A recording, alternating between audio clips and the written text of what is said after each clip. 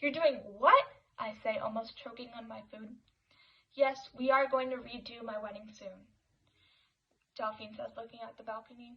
I don't want to look back at my wedding and know that it was a disaster. How are relatives from Italy coming here? I say, setting down my fork. We will possibly do it next year, early 2021. Everything will probably get better by then. Oh, sure, I say. Delphine and Christian had gotten settled in Milwaukee and now have a house near Audrey's place. The vaccine will probably be here in a couple of months or so, Delphine says, tying her shoe. Tomorrow would be Father's Day, so we are waiting for Audrey to get home to prepare our surprise.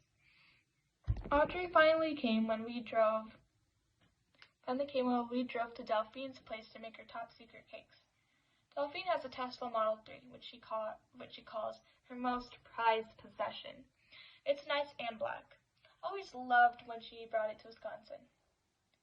We went to her house. The other night they had a housewarming party, and a lot of the neighbors came in to welcome them to the neighborhood.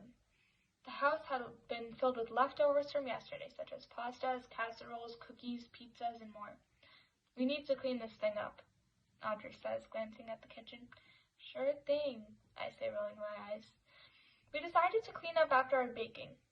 Today we decided to make a layered red velvet cake, as Delphine had gotten her first ever order today, and had wanted it by tonight.